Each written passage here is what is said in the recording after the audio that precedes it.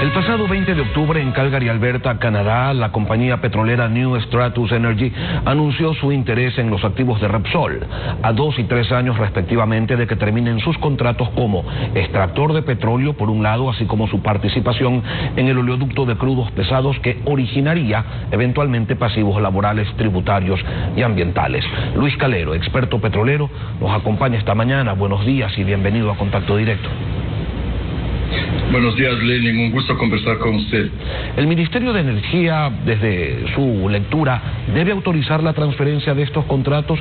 ¿Cuáles serían las consecuencias en extracción petrolera y en transporte de crudos pesados si se llega a generar esta negociación? Bien, yo creo que el Ministerio definitivamente no debería autorizar esta transferencia, y no debería hacerlo por la circunstancia especial, en primer lugar, de que estamos a 2 años prácticamente de que concluyan los contratos para la operación de los bloques petroleros, por un lado, y por otro lado a 3 años de que de igual manera concluya la autorización contrato que se confirió a la compañía privada OCP para que construya y opere un oleoducto, el oleoducto de crudos pesados. En ambos casos, los campos petroleros, con todas sus instalaciones, con todo su equipamiento, a los 2 años tienen que revertir al Estado. De igual manera, luego de los 3 años, el oleoducto también tiene que revertir al Estado. Entonces, bajo esas consideraciones, lo primero que tiene que hacer el Estado es ya preocuparse, y así lo estipulan el contrato y la normativa secundaria pertinente. Debería preocuparse del proceso de reversión, ¿sí? Debería ya en máximo 2 meses, conforme lo dispone el contrato, contratarse una auditoría ambiental para determinar todos los pasivos y comenzar a corregir esas situaciones. Es decir, que existen cuestiones de carácter ambiental, de carácter social. Opera Repsol en una zona demasiado sensible en el Parque Nacional Yasuní. Inclusive parte de su operación está en la zona de amortiguamiento, cercana a la zona intangible. Es decir, hay una serie de elementos que configuran un escenario en el cual el Estado ecuatoriano, aparte de la situación económica que podríamos analizarlo luego, pero estos son elementos fundamentales que impedirían que pueda autorizarse esta transferencia. Lo sensato sería que no se autorice. Además, le pregunto, ¿la nueva compañía quizás podría servir como un puente de pretexto para alargar el contrato actual de explotación o asumir pasivos que sobrevengan a la finalización del contrato? Puntualmente, ingeniero, ¿habría un perjuicio para el Ecuador en el contrato de explotación petrolera, en este en particular? Vamos al fondo del asunto, al meollo de esto. Parecería que se trata de una simulación. No de otra manera podría explicarse que se pretenda transferir a una empresa sin ninguna credencial, ni en lo económico ni en lo tecnológico.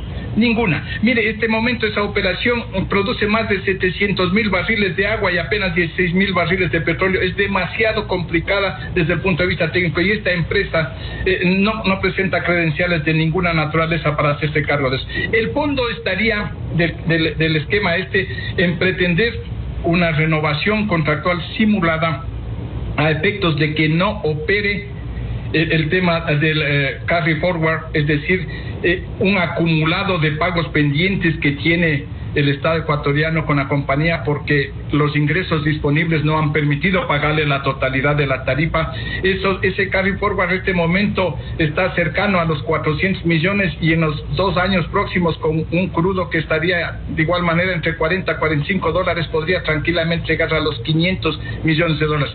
Si el contrato termina conforme está previsto en 2 años, esa deuda acumulada que tiene el Estado se extingue, de tal manera que bajo cualquier pretexto, bajo cualquier figura, prorrogar el contrato significaría que se estaría evadiendo esta posibilidad que tendría el Estado de que se extinga esta obligación de pagar a esa fecha, a los 2 años, alrededor de unos 500 millones de dólares. Y eso podría constituir en algún momento un peculado. Repsol opera actualmente en 2 bloques de la Amazonía con contrato de prestación de servicios. ¿En cuánto se fijó originalmente el precio por extracción de barril y cuánto se está pagando o cuánto se debería estar pagando ahora? A ver, la tarifa estuvo en alrededor de $37.50. se ha producido alguna renegociación. En la práctica se está pagando mucho menos. ¿Por qué? Pongamos un ejemplo, $40 la venta de un barril de petróleo. De eso el Estado tiene que reservarse el 25% en concepto de margen de soberanía, más gastos de transporte, de comercialización, unos $5. Y lo otro, el margen de soberanía, $10, serían $15. Réstele usted de $40, le quedan disponibles 25 para pagar la tarifa de la compañía. Y si la tarifa de la compañía está en $35, el Estado le queda debiendo $10 que van acumulándose. Ese acumulado este rato está en 380, podría concluir el año con 400 millones y luego de 2 años unos 500 millones de dólares. Ese es el esquema del manejo financiero de este contrato, y esa es la realidad que querría o pretendería soslayarse con esta transferencia de obligaciones, de derechos de estos contratos. Ingeniero, ¿y qué ocurriría si el contrato sí se da por terminado y no se prorroga con un nuevo prestador de servicios? ¿Qué pasa con los derechos que Ecuador tiene por el exceso de pago durante la caída del precio del petróleo? Simple y llanamente se extingue la obligación para el Estado, y en eso constituiría el perjuicio al pretenderse esta renovación de manera camuflada, de la manera como se está planteando. Mire, inclusive yo sé que en el ministerio existen este rato funcionarios que son muy adeptos a la empresa privada, que detestan a la empresa pública y no quisieran que la operación de esos campos fuera a Petroecuador, porque ya en los próximos meses será Petroecuador la que asuma las competencias de Petroamazonas. Entonces, simple y llanamente permitan la terminación del contrato y convoquen a una licitación, y en una especie de subasta inversa vean cuál es la compañía con credenciales para manejar este tipo de áreas sensibles, de proyectos sensibles, cuál es la compañía que menos tarifa pretendería cobrarle al Estado ecuatoriano, con un mínimo de inversiones para mantener por lo menos los niveles actuales de operación. Ese debería ser, con la propia compañía Repsol, una renegociación pero exclusivamente del plazo y extinguiendo ipso facto la obligación esta del Estado ecuatoriano de pagarle ese acumulado pendiente. Esa debería ser la condición sine qua non para con la misma empresa y obviamente para con cualquier otra empresa en un proceso licitatorio. Ahora, esto por el lado de la explotación de los campos, pero resulta que Repsol también tiene participación en el oleoducto de crudos pesados que transporta la mayor cantidad de petróleo que produce el Ecuador, alcanza un 26%. Aquí dos consultas. ¿Repsol siempre ha tenido la misma participación en el OCP? Y segundo, ¿qué obligaciones tendría Repsol en 3 años cuando se produzca la reversión del tubo del OCP al Estado ecuatoriano? Sí, entiendo que la participación de Repsol en este momento está en alrededor de 29 y algo, cerca del 30%. En el caso de los bloques petroleros, la participación de Repsol es del 35% porque es un consorcio y son unas 3 empresas asiáticas las socias en la operación de los campos. En el caso del OCP estamos hablando de cerca de un 30% la participación de Repsol. Mire, de igual manera que en los campos petroleros, la reversión implica que tiene que la empresa solucionar todos los pasivos de carácter ambiental, todos los pasivos de carácter laboral, de carácter tributario, y entregar las instalaciones en perfecto estado de funcionamiento. Tanto así que la ley prevé que en estos, ya a estas alturas, tienen que estarse contratando determinados servicios para el mantenimiento y entregar en perfecto funcionamiento, insisto, las instalaciones. ¿Existe un cálculo, una valoración de esos pasivos a los que usted se refiere?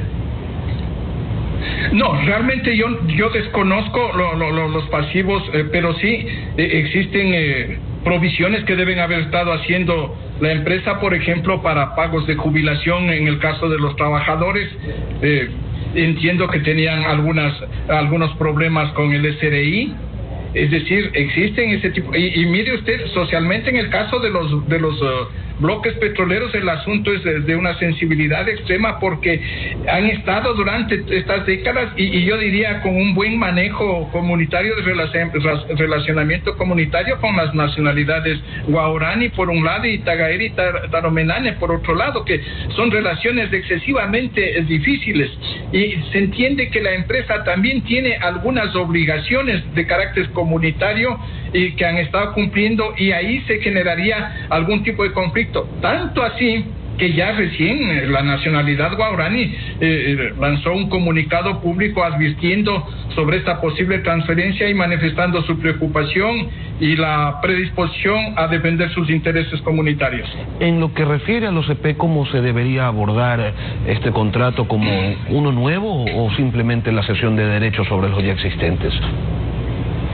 A ver, mire, en el caso del OCP es en conjunto, ¿no es cierto?, la sociedad propietaria de este activo, y en eso ya han existido pronunciamientos inclusive del actual ministro de Energía, que qué es lo que debería hacerse con ese activo. Él ha propuesto que fuera transferido a la propiedad del IES como parte de pago de la deuda que mantiene el Estado con el IES.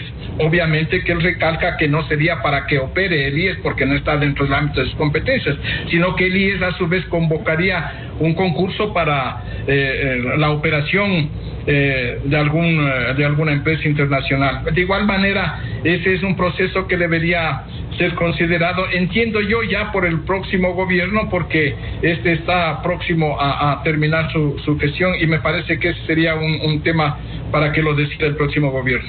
Para concluir, ingeniero, y aprovechando su presencia en este espacio, quisiera consultarle cuál es el criterio que tiene usted en relación a la orden, a la disposición del Ministerio de Recursos No Renovables a Petroecuador para que suspenda las ventas spot de petróleo a fin de que haya crudo disponible para las preventas a China.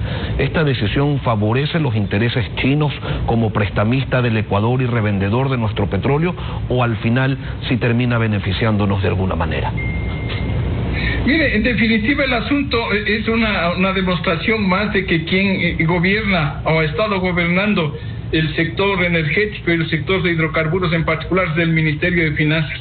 En definitiva son requerimientos del Ministerio de Finanzas para establecer cómo tiene que operar en este caso la comercialización externa de petróleo. Obviamente que el hecho de no disponer de volúmenes, de ciertos volúmenes, así sean pequeños, para ventas spot, que sirven para tantear las condiciones del mercado y en función de eso hacer nuevos contratos o revisar los existentes, realmente que es perjudicial, y en determinados momentos también en determinadas condiciones de mercado, y ya lo hemos visto con las anteriores ventas de spot, resultaron desde el punto de vista financiero beneficiosas para el Estado ecuatoriano. De todas maneras, yo creo que no es una decisión adecuada.